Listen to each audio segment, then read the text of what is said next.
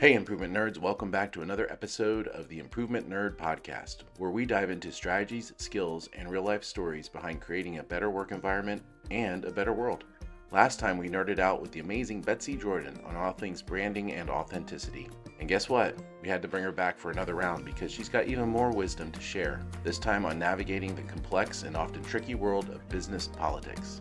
Forget what you think you know about politics. Today, we're digging into the kind of politics that either makes or breaks initiatives, fosters collaboration, and can either fuel or derail change. Whether you're managing teams, pushing for improvement, or just trying to survive office dynamics, this episode is packed with insights. So buckle up, nerds, because we're not just talking, we're waging an all-out war on bad processes with the one and only Betsy Jordan. So let's dive in. All right, Betsy, thank you so much for coming back on with us today. Last time we talked about branding and what that meant, and it was really about speaking to different audiences. And we touched a little bit about politics, and I've heard you talk about that some before. And of course, there's a difference between the political nature that we see on the 5 o'clock news and a business politics. How do you maneuver and navigate through maybe what you called on the last episode, the harder skill sets or the even harder skill sets, rather than soft skill sets. And I know for me personally, when I embark on going about doing change within an organization, whether I'm coming into that organization new as a consultant or whether I've been within the organization, there is some level of politics and there are different groups and different key stakeholders.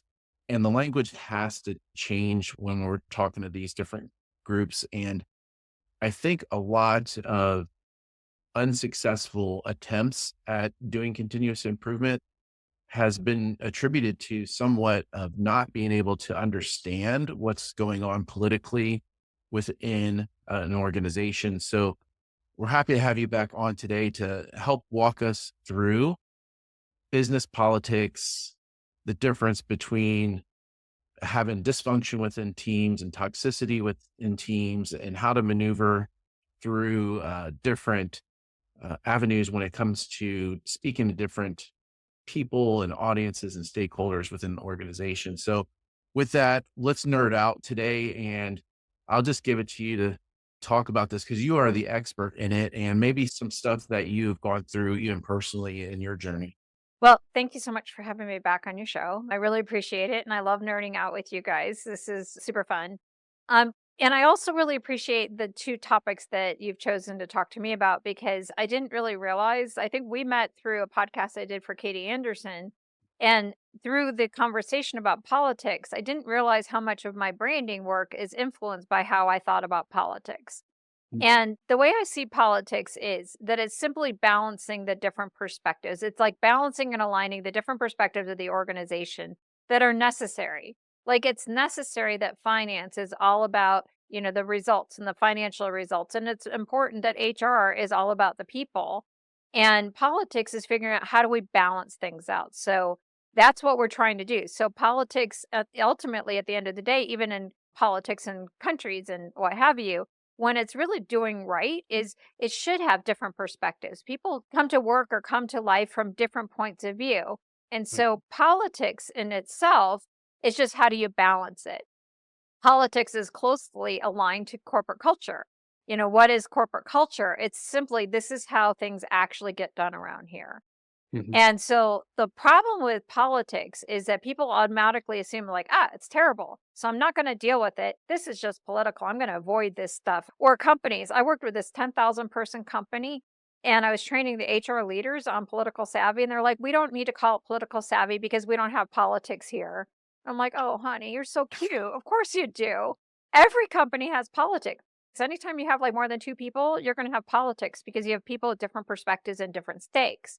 And so good politics is when you look at balance of power, that you need everybody and that everybody on the senior team should have an equal voice. Like every business line matters because they all should be there. Bad politics is when there's power over leadership. So that's when you have the toxicity where it's like, it's about my personal span of control, my personal interest rather than what's best for the organization. So good politics. Like I've seen amazing good politics. One of my most important projects I ever did at Disney was it's now called The Basics.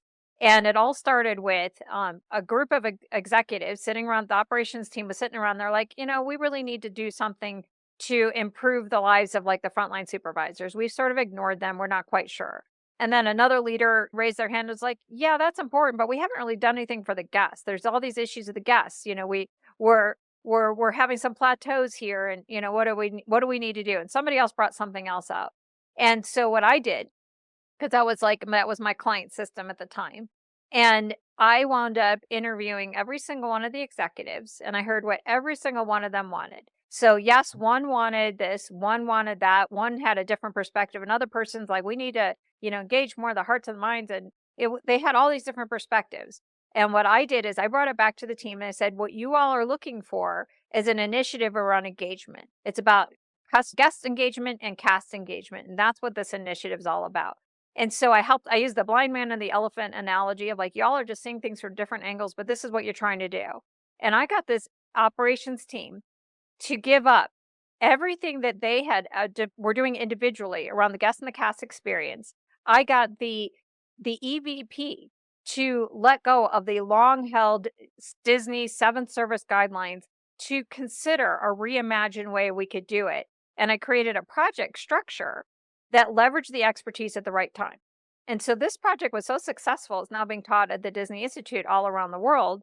And I would say my contribution was just that one front end, is I got that senior team to use all of their specific expertise. And so why I was able to do that is I never forgot what anyone said. So when I was pitching it, it's like, yeah, Reggie, you said it was important for us to talk about storytelling. Here's how this is there. Jim, you believe we need to get back to the basics, and you think it should be forward to the basics. That's what we're calling this initiative. Like, I didn't forget what anybody had to say, and I was politically savvy. Was I unethical? No. Was I using my power for evil? No. I was using my ability to align their hearts and minds towards a common objective. Mhm. And that's why we were able to do what we were able to do. I love that story because everyone had a different definition of success. And you went and listened to all of those different definitions and helped to frame where there was common ground and similarity. And what we would call that is setting your project scope, right? It's what are we ultimately trying to achieve? What is within the frame of the work we're to do? Where does it start, stop, and in the end, what does success look like? And that a lot of times, in my experience, not enough dialoguing happens around that part of the project and getting it started off on the right foot. And it sounds like that your journey was navigating that and listening to all those different perspectives and comparing and contrasting and trying to tweak out that common thread. Yeah, I think it was that, but it was really deeply listening to what they had to say. Like, it wasn't just Yeah, saying, oh, just- we just need to do something for the frontline supervisors. Well, what about the frontline supervisors? What's the issue? Well, it's like, well, the casts aren't engaged. Oh, okay. So it's like, I think for all consultants and coaches, I would probably say, especially if you're working in organizations, internal and external, is learn how to not just take whatever they say on the surface level, but ask the questions to get to the heart of what they're talking about. And so I gave them, like, my power skill is that framing and empathy. I could sort all the information and it's like, oh, this is what you're talking about. And then once I did that individually, they all trusted me that they knew I heard them at a deep level. And then when I aligned it and I referenced back, it's like, I heard them. And then here's what it is. But then the project plan that I created, it wasn't a typical project plan. Usually when you do an initiative in operations, you guys know this more better than I do. When you're doing an improvement project, the core team tends to be the operators.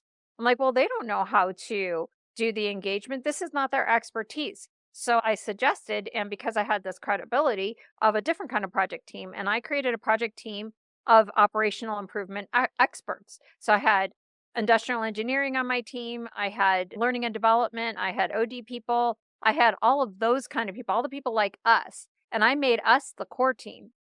And I made us, like, I called them the technical team. And then Mhm. I made a cross section of the operators, like an advisory team. And then I made the executive team a sponsorship team and ran the work that way so that the experts were able to do what they needed to do. And because I let the experts do what they needed to do, the brilliance of the project was like the IEs, which are I think are cousins to you guys, or you guys are close cousins to IEs. And they came back with, and then, oh, and I had a research team. And we came up with a research-based approach to this guest and cast engagement whole thing. It was brilliant. The project was brilliant, not because I was brilliant, but because I put the brilliant people in the right places. That's great politics. I'm very proud of it because that was great politics. I put the brilliant people in the brilliant seats to create the brilliant results. Don't sell yourself short there. I think what we do is we want to obviously bring the key stakeholders in together in on projects, and we're taught how to ask why a lot. So we do that piece, and I think that's just embedded in what we do. But the part where you said you listen and you can synthesize between what each group wants, I think not everybody has that ability to do that. And that might be the nugget of information or something that we're missing. And is that thing or that ability able to be taught? Or is that something you're just innately gifted with? Well, I teach it a lot. It's all part of, actually, it's called part of my partnership setup process. So it's part of how I teach my clients on how to land clients and position themselves. So this is, I mentioned, I have this toolbox that I created, which goes into detail around how to set up a partnership with different clients. So I just use the same kind of framework for Mm, stakeholder management and for partnership setup. But basically, what happens is like you go into a meeting, and I'll just give you a high level, like here's the steps. So so you might have like a stakeholder meeting, or a client might bring you in and said, "Hey, I need you to improve this process for me. We're having too many failed lots and we're not quite sure what to do." And you would say, "Okay, cool. So what I heard you say is that you want me to come in and do a process mapping, because you're having a lot of failed lots. But before we get into it, let's back up and let's talk about what's going on in the business. So tell me a little bit more about this process and what's going on? What's the impact?" It's like, oh, like I'll give you an example. This was a client I worked with when I was an external consultant who some very similar. They had failed lots and they brought me in to help them with it. They were a sonobuoy company that sold the sonobuoys to the Navy, was their client. And so when I got into it, we talked about like, well, these failed, like, so first that I got brought in to do conflict resolution. That was their initial ask. So as consultants, we have to kind of like take it with a grain of salt. We have to assume that our client is always wrong and they never know. They might know what they want to accomplish, but how to get there, they're always wrong. They mhm, just are. Not because they're bad people, but they don't know. So this client would come in and said, "Hey, I'll just use this specific case study." And they said, "We want you to come in and do conflict resolution because the production team and the engineers and the project managers are not getting along."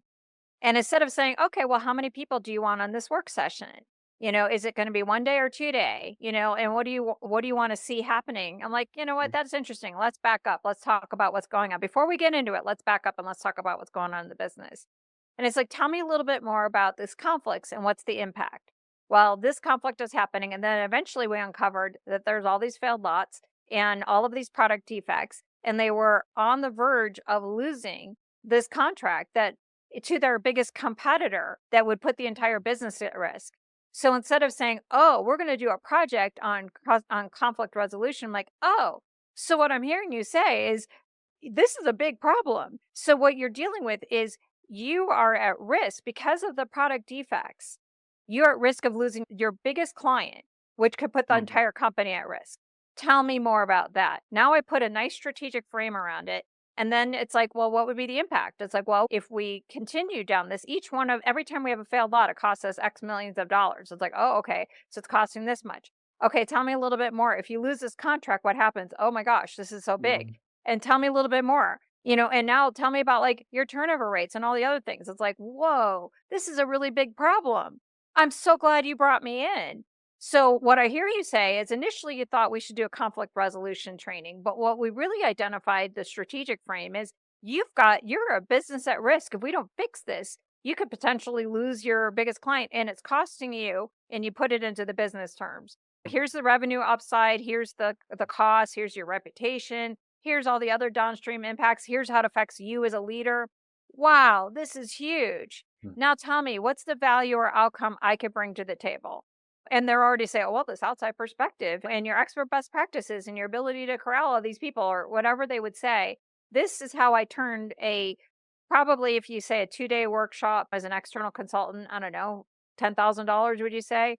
It turned into a $300,000, gig. Years of partnership and collaboration. Not even years. It was a contract because I put a higher value on it. It wasn't years. It was just a different kind of work. So instead of doing a workshop, I did a big ass. Oh, sorry. Can I not swear at You the can do thing? that. Although Uh, we love Disney, we're totally acceptable with talking like a sailor. we did this huge process mapping session because part of the issue was it's like trying to figure out where the failed lots were. But the big Mhm. issue is that leader had told the project management team and the engineering team and the production team that they were all like, what is that on the RACI model, the accountable? They were all Yeah, accountable for this decision. And so that's where all the conflicts were, is like they were not clear. And so that's where the problem was. And then and then it led into a whole reorganization. So it was probably more work. I'm not going to say, oh, I did like $10,000. I made $300,000 on $10,000 worth of work. It was more work, but it was the strategic work. It completely reshaped everything. it We was the right reshaped our work. vision. Yeah. Yes. It was the right work. Yeah, I love that. And th- and that's how you pivot it. So when you're talking about being politically savvy, is you pivot the request from a want to a need, and you help that client see it and feel it. And now I'm here. And then you look at all the other stakes. So from a political savvy standpoint, is because I had that conversation with the senior leader, like I didn't have to like leapfrog over. I worked with another company where we needed to work on their labor systems or something along those lines. And or another company, another example, maybe I'll get it out of the labor, move it into a different company, part of the company. We needed to work on their sales process and we need to get more customer intel.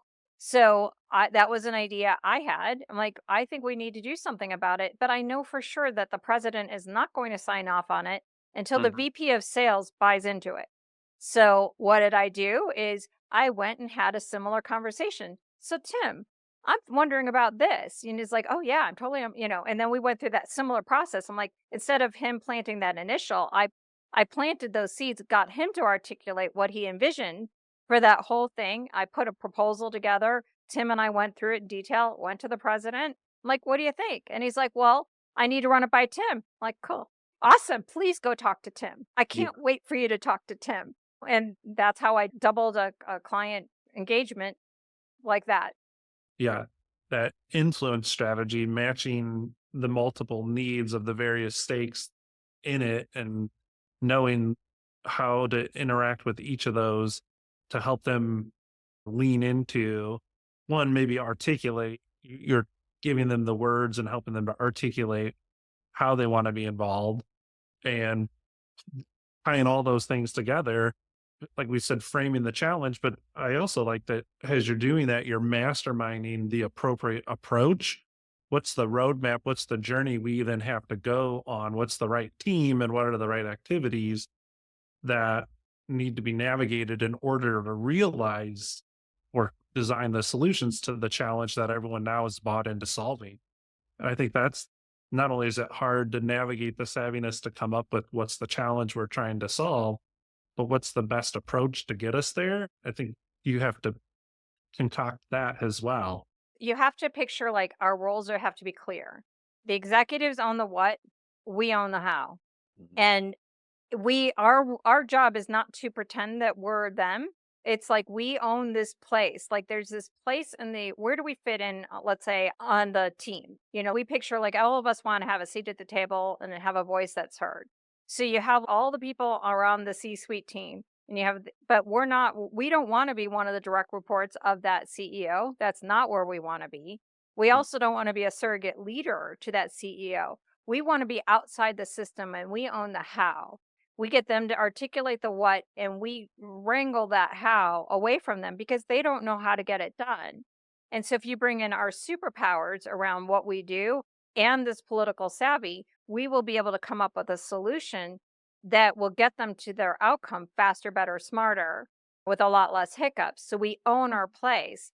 And that's part of the political savvy too, is I don't ever pretend to be the executive. I know I'm the right hand. And there's this beautiful partnership between the sovereign type of warrior leaders, and then the advisors, like the priestly scholar us. That's who we are. Own it and let them leverage it, but don't try to be that. I think a lot of mistakes that we make as internal and external consultants is we feel like we have to build our credibility. So we want to take more of the day to day responsibilities and we want to have outcomes. And that's not your power. Anything that's outside of the org chart, anything in the white space, we own that thing. We own it. We own it. That's our playground. If we're going to nerd out anywhere, it's in the white space, not in the black space. Mm-hmm. Awesome. It's good to hear that you have a tool sets around this and provide coaching around it. We wish that that was incorporated somewhat more into the curriculum for what we do. It's just not there, but it sounds like if any of our listeners are having that gap, that they can find you at the beginning of the segment about good politics and what you've seen in the workplace and how you leveraged that to gain momentum to get results. What about the other end of that, the flip side to that, the toxicity? And tell us about sometimes that you've ran into a toxic environment. What did you do in that space? Or is there anything that you can really do once toxicity enters into a department? Are you talking about like when I hit the deep depression and just wanted to, hide under the bed for a while and I was so depressed? I've had, at Disney, I would say I had 99% of the time all good politics. It's a great company. I don't know what it's like now. When I was there, I was an amazing experience. I had the best leaders, great projects. When I went on my own, it wasn't quite the same, but good companies, like people want to do the right things. And I've had some really toxic ones. So I had one of my first assignments, I worked for a city. I did some work for a city and the city manager. So after I did my assessment, I gave my report and the city manager like did edits on my report and said, I'm not going to pay you until you take out these negative things people are saying about me. I'm like, Mm. okay, well, ethically, I really can't do that. But I found a workaround. So it was like, it's a little dysfunctional. I wouldn't put it in the complete toxic category. But it was like, all right, I'll find a workaround. Obviously, you're sensitive about these particular things. I'll do an executive summary. I'm not going to change my report. My ethics wouldn't allow me to lie. I'm not going to change what people actually said, but I'll do an executive summary, found a workaround. I had another client that I worked with. It was the worst, most unethical company I've ever seen. So I was hired by the holding company to go in to do an employee engagement. So they were doing employee engagement in multiple sites and they wanted me to figure out why the engagement scores were so much in the toilet.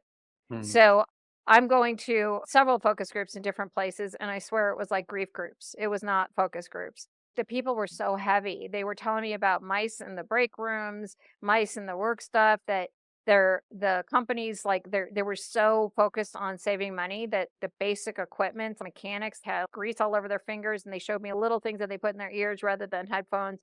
And then managers fired at will. The managers were so depressed. And then they were saying, well, about so and so. I'm like, what do you mean about so and so? And then they told me about some guy who went into the workplace, sent some sort of email to the executive team and to the president, and then hung himself in the workplace. Yeah. And it was like, oh my gosh, I'm like devastated. I really was just devastated. I came back and I talked to the HR leader who sent me out. I'm like, why didn't you tell me? That would have been good information to know. And he's like, well, where did you go? I'm like, well, what do you mean, where did I go? And he says, well, there's been more than one. I'm like, what is wrong with it? This is awful. So I'm doing, and then I did customer interviews, and the customers were like, these guys are like knuckle draggers. Like, it was just, they were so awful. So we had a 2-day workshop. The first day, I was giving my report out. The second day was action planning. And the first day, they just argued with me the whole time. It was like such like gaslighting. They're like, oh, customers don't think this. But meanwhile, the customers are emailing them while we're having the work session. So they canceled me specifically out of the second day because they're like, can't we just do a management training program? I'm like, well, not if you want to do a management training program to fix this, your managers are just going to be so disheartened. Like they are going to be devastated because these managers really want to do right by their people. Their hands were tired. So now if you're going to put more pressure on them, it's going to be awful. They're like, well, they uninvited me for the second meeting. But my report went up to the holding company. That entire executive team got fired. And I'm like, I am devastated. This whole thing sucks. This is the worst. This is the worst. This is like, so this is why I would say every company is dysfunctional. 100% of companies are dysfunctional in some way. Otherwise we wouldn't have jobs. Like they're all going to be dysfunctional. Anytime you bring more than a couple people in, it's going to be dysfunctional. Mm-hmm. But not every company's toxic, and I've been around toxic. It was awful. And then I was a part of a global community of consultants, and I'm like devastated. They're like, "Why? You got paid." I'm like, "Oh my gosh, I take every one of those stories, like every one of those employees and managers who trusted me with their story that I couldn't do anything. Well, actually I did.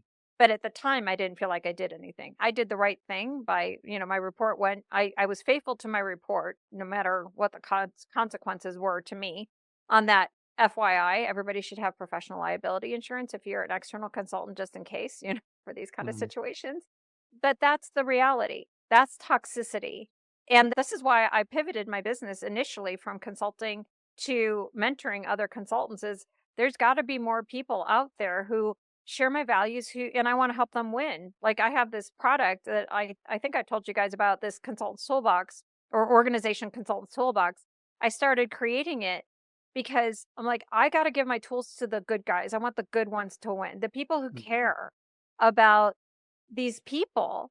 And there's so many consultants out there who don't, and they collaborate. They collaborate with this toxicity.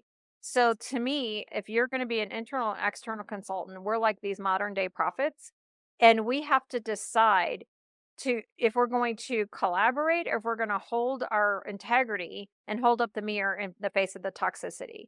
And that would be the only advice I would give, is you have to hold your values. You have to be able to sleep at night. I was devastated by everything, but I slept at night because I knew I did the right thing, even if it cost me that client or cost me referrals to those clients. I did the right thing by all those employees and trusted their stories to me. And so you can't save everybody. That's one of the things I would encourage all of your listeners is, with our idealistic hearts, find other people who share it, who want the right thing. And when you face toxicity, you really can't, unless they swap out the leadership team, that toxicity is going nowhere. Mm-hmm. And so you just are faithful to your truth of what it is. You don't have to be a jerk about it. You just have to be in that truth of, this is what it is, and then let the cookies crumble how they are. And by the way, with that first story with that city manager, the one who wanted me to edit all that stuff out, I read in the paper a few months later that he got fired for the very same things that was in my report. So it would have been to his best interest to have listened Mm-hmm. to what I had to say. That the current state evaluation, it's you going in and having candid conversations and documenting the findings from that. And oftentimes in that there are sore spots that are uncovered. And I appreciate that you have said leadership are going to react to that report in two ways. One, the bad politics is sweep that under the rug. The good politics is, I'm so glad you uncovered that. I'm so glad people felt safe to tell you that. And I want to be someone who's involved in doing something about. And that, I think, that current state analysis, that appraisal that occurs in organizations, there are some organizations that don't want to hear it. And I think that's could indicate some dysfunction. But those who really lean in and they want to hear the bad news just as much as the good news of what do we got to do to get better, those are authentic leaders that we love to work with and all change agents love to work with. But you're right, if you tend to see the other behavior, it is hard to undo unless somewhere in a higher level decision making, those leaders are removed from the equation. Are you familiar with Henry Cloud at all? No. Let me hit pause and do a little Google research. Yeah. No, tell us. So Henry Cloud is a keynote speaker and author, and he talks a lot about boundaries. And he talks about the difference between wise, foolish, and evil people. And I actually wrote an article about it on my blog, about the difference between, is your client wise, foolish, or evil? And he's the example of a wise leader will look in the mirror and they will adjust. A foolish leader will just keep trying to change it. Like I'll keep trying to wipe it out or shift it. An evil leader will smash the mirror because they don't want to see the reflection. And you have to pay attention to who you're talking to. is which one is it? Foolish, it's like there's a lot of defense mechanisms. So you might be able to do something with them because it's just their loss of control vulnerability. There might be a way past it. A wise leader obviously is what we just mentioned is the dream. The evil, there's nothing you could do. And I would say if you're an external consultant, pay attention to your own anxiety around money and scarcity and really assess that when you are doing your partnership setup with a potential client, it's a two-way thing. And pay attention to the behaviors of that client. If they're just going to ask you to reduce money for no apparent reason without reducing scope, not a good leader. They're not going to be a good client. Like they're going to show up in every one of the circumstances. So you already know. And if you're an internal, you just need to build your coalitions of the people who are wise, who want to work with you. And if you can get enough, like in that horrible situation, I had one champion and the rest of them were just awful. Mm-hmm. They literally did not care. I think in some of my journeys and some of my involvement with big transformational change, there was a mix of foolish, wise, and evil leaders within the group that was the executive team, and worked very closely with those who were wise to role model and demonstrate to the organization at large and to their peers what it was going to take to be successful. And other individuals had the choice then to participate. And eventually I think those that weren't willing to change their behaviors or maybe didn't agree with the the objectives of the transformation eventually opted out and left over a period of time.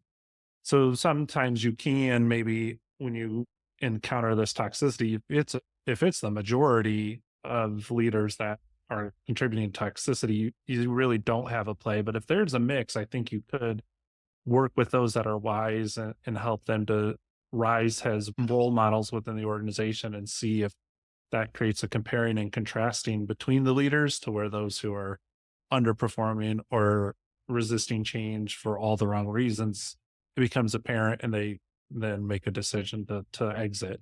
I would say that that's true, yes, but it depends on who's the one at the top. Yeah. The culture is defined by the one at the top. So if the one at the top, however that person is, the rest of them will follow. You might have like somebody in between, but if it's a wise leader at the top, that person will not be on that executive team. But I had one client I worked with, they were dealing with silos, and all of this information came up about silos and how it's impacting the business or what have you. But the leader really liked the silos. He liked the competition. He liked pitting his people against one another. And it's like, for what reason? Like he liked that little conflict. Like there's no hope. This project is not going to go anywhere. So you have to manage your expectations. Like I'm going to go in there, have an optimistic hope for the best, take them at their face value, go in there and do it. When you uncover it, see it for what it is, and then recognize like to what degree do I have control or not or influence. And then when it falls apart or it's not effective, just kick the dust off your feet and move on. Because I would say on my 30 years of a career as an OD person and a consultant, I would say I could put on like, I've worked with hundreds of executives. I would probably say I could name less than 5 that I would say are truly like didn't want to do the right thing. Some of Hmm. them they were golden handcuffed in a way. Like they were just put in that situation. Like some executives, depending on the board, they're incented for 90-day numbers, which is completely in opposition to anything that we all want to do for long-term gain. And so they're not necessarily horrible people, they're just incented to make bad decisions. But they might find a workaround because they don't really want to make employees' lives miserable. And I think that there's like a handful of things that are easy fixes for organizational effectiveness. If you want to improve the organization, make the leaders move all the time so you have fresh perspectives and right size workloads. And then change the 90-day numbers. Make sure that the executives are incented for long-term benefit, not short-term. Hmm. And we would see corporate America like completely transform. Yeah, that's what we want to see. But it Yeah. sounds like a good part of the intake process is to key in on these things and be selective. One thing you said was for that manager, the best thing he could have done was to have listened to you. I feel like for me today, the best thing I could have done today was to listen to you. I just have gained so much from this conversation, and I hope the listeners do as well. And if they want to listen more to you, Betsy, how can they find you? You can find me on my website at www.betsyjordan.com. And Jordan's with a Y, not an A. I have a podcast. It's called Enough Already. I'd love for you to check it out. Internal, external consultants, if you want to get better at how you manage politics and work with your stakeholders, I would love for you to check out my organizational consultants toolbox. You can find it on my website /toolbox. What I'm really excited about is I've decided to make this like a give back opportunity. So it's a name your price for a 6-module course with hundreds of different activity swipe files, question banks, sample proposals, discovery meeting scripts that I was just mentioning to you on how to do that, stakeholder interview questions. How do you give feedback after you do the assessment? How do you manage all of that? All the politics stuff is in there. And literally you can pay whatever you want, and 50% is going to go towards, feeding hungry children and helping. I was doing micro lending for a little while, but the loans weren't getting paid back, and I'm like, I'm just gonna go feed hungry children. So that's what the 50% goes to. So I make no money off of it. It's just the amount it covers administration fees, and it's I don't know, it's sort of like capstone of my OD consulting career as I've moved into now what I do, which is really brand messaging and strategy for external consultants who want to grow their own practice and get seen and paid as the expert that they are meant to be. So that's the other part of what I do. That's a big bulk of what I do. That's awesome. Thank you so much, Betsy, for nerding out with us today. We appreciate having you on. Thank you so much for having me. You guys are the best. And that's a wrap, Improvement Nerds. We hope you're walking away with some game-changing insights on how to navigate the political waters of the workplace, and of course, how to steer those currents in the direction of better processes. A huge thank you to Betsy Jordan for dropping some serious knowledge on us today. Remember, if you're ready to take your political savviness to the next level, or if you just want to connect with Betsy, head over to betsyjordan.com. That's Jordan with a Y, not an A, and check out all the resources she's got to offer. As always, if you love this episode, make sure to subscribe, leave a review, and share it with your fellow nerds. Until next time, keep improving, keep nerding out, and leave your processes better than you found them.